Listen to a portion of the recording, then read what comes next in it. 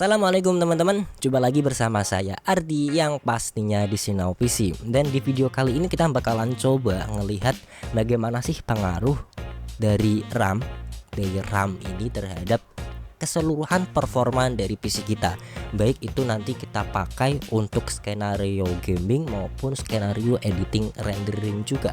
Nah, jadi di video kali ini kita bakalan coba ngelihat bagaimana sih performa dari RAM, baik itu dari total kapasitas RAM-nya. Nah, mengenai kapasitas RAM sendiri kalian udah bisa nonton videonya yang ada di atas sini nih. Disitu aku udah ngebahas mengenai berapa sih kira-kira total kapasitas RAM yang kita perluin juga.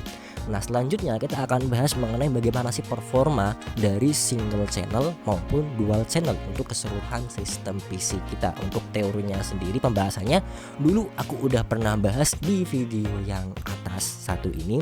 Nah, langsung aja kali ya kita masuk ke pengujiannya. Nah, untuk PC yang akan kita pakai ya tentu aja PC yang ada di sebelah aku ini PC harianku.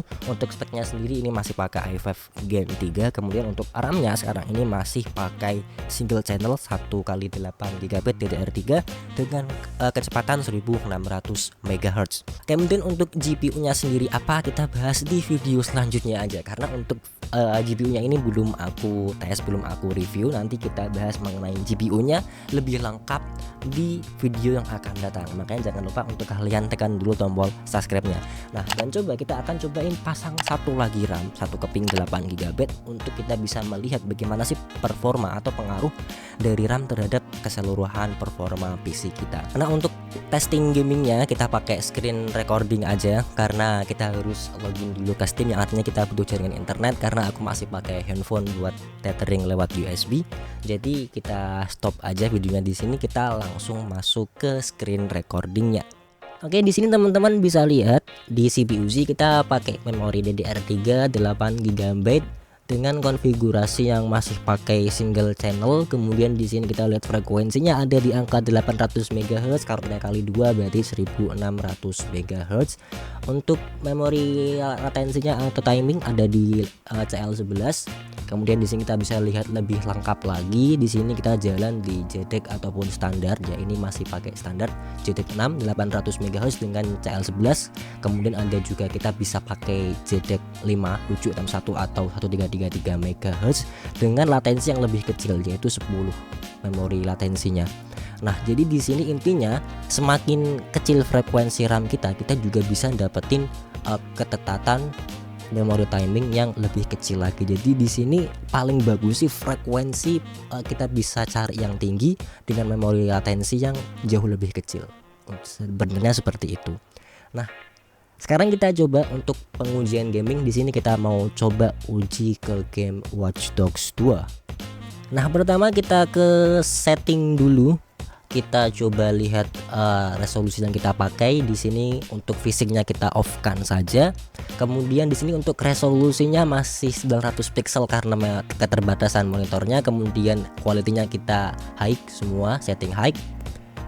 Nah, sekarang kita coba play gamenya. Nah, di sini kita bisa lihat di awal saja kita untuk frame rate-nya di angka sekitaran 30-an, tapi di sini untuk average-nya bisa sampai 40, 43, 44. Dengan di sini 1% low-nya sepertinya enggak jalan, hanya jalan di 1 FPS aja. Kita coba lihat di sini bagaimana pengaruhnya. Di sini agak sedikit stutter kadang gitu. Nah, ini agak sedikit stutter di mana gamenya seperti berhenti frame-nya. Nah, sekarang kita coba pakai konfigurasi RAM yang dual channel. Kita ke settingannya kita samain, settingannya kita samain semua dan kita load gamenya. Nah, di sini kita bisa lihat untuk frame rate-nya. Di sini kita bisa dapetin bahkan sampai 50 FPS di rata-ratanya, kita bisa sampai tembus bakal 50 FPS dengan 1% low-nya ada di angka ya sekitaran 25-30 FPS-an. Jadi ini bisa sedikit menambah pengalaman bermain teman-teman. Jadi untuk stutternya itu bisa lebih diminimalisir. Oke teman-teman, gimana tadi hasil pengujiannya? Sekarang kita udah bisa lihat dong ya bagaimana pengaruh dari RAM ke keseluruhan performa dari PC kita. Tadi kita udah uji menggunakan game Watch Dogs 2. Kita bisa lihat ketika tadi kita pakai RAM single channel itu kita dapetin FPS ya sekitaran 40-an. Kemudian saat kita upgrade ke 16 GB dual channel itu kita bisa dapetin bahkan sampai average 50 fps. Kemudian untuk 1% low fps nya itu juga bisa kita dapat lebih tinggi, sehingga pengalaman kita bermain itu bisa lebih enak, lebih nyaman, nggak ada stutter gitu ya. Nah, selanjutnya tadi mengenai untuk kegunaan editing dan rendering, sebenarnya ada sedikit anomali di pengujian yang aku lakuin di video kali ini, karena di sini aku masih pakai software CapCut, aku nggak pakai Premiere ataupun juga belum pakai DaVinci Resolve, jadi masih pakai CapCut yang terkenal itu aplikasinya yang ringan untuk aplikasi editing untuk ya di PC-PC atau laptop-laptop yang low end gitu ya, pakainya yang CapCut itu. Nah, ketika itu aku coba uji pakai RAM 8 GB single channel, itu waktu renderingnya itu lebih cepat dibandingkan saat aku pakai RAM 16 GB dual channel. Itu enggak sekali, aku udah coba render ulang berkali-kali, bahkan sampai 5, 6, 7 kali, itu masih sama, masih lebih cepet yang RAM 8 GB, karena aku tuliskan tadi yang 8 GB itu berapa detik, sekitaran 27 detikan. Kemudian pas aku coba pakai 16 GB dual channel itu lebih dari 27 detik.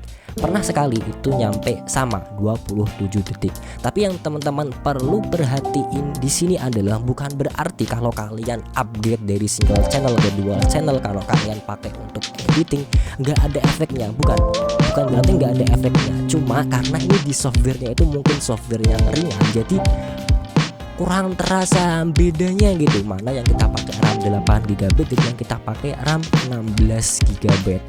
Nah, ada satu lagi yang perlu teman-teman perhatiin pas pakai software CapCut itu waktu renderingnya kita klik export gitu, seperti nggak konstan waktunya, kadang bisa lebih cepat, kadang juga bisa sedikit lebih lama. Kadang ketika kita klik export gitu, kadang mulai dari 0%, kadang itu langsung loncat ke 20%, kadang juga langsung loncat ke 30%. Jadi kita nggak bisa masukin ke daftar pengujiannya. Mungkin untuk video ke depan kita pakai ya DaVinci Resolve gitu, mungkin karena kita belum pakai Adobe Premiere karena masih berbayar, kita pakai yang gratisan aja. Nah, selanjutnya untuk faktor-faktor RAM selanjutnya yang berpengaruh besar terhadap performa PC kita, seperti juga kecepatan RAM ataupun frekuensi RAM, kemudian juga timing juga, itu di video kali ini mohon maaf banget belum bisa kita coba praktekkan bersama, karena di sini aku ada keterbatasan hardware, kita nggak bisa akses memori ke yang lebih tinggi lagi dari 1600. Itu aku udah coba masuk ke BIOS, mau coba aku overclock sedikit lah ke 1866 atau kita underclock sedikit ke 1400-an atau berapa, 1333 itu, biar kita bisa melihat bagaimana sih pengaruh dari frekuensi RAM ini. Tapi pas aku coba cek ke BIOS itu aku udah tekan enter untuk ngerubah dari auto ke manual, itu gak bisa, mungkin karena ya masih pakai chipset H61 jadi masih di lock gitu untuk overclock RAM dulu. Jadi mohon maaf banget di video kali ini belum bisa kita tampilin. Semoga ini bisa jadi informasi yang bermanfaat, edukasi yang bermanfaat buat teman-teman semua. Kalau kalian suka dengan video ini jangan lupa untuk tekan like dan juga share video ini. Kita ketemu lagi di video berikutnya, tetap bersama saya Ardi yang pastinya di Sinau PC. Terima kasih. Wassalamualaikum warahmatullahi wabarakatuh.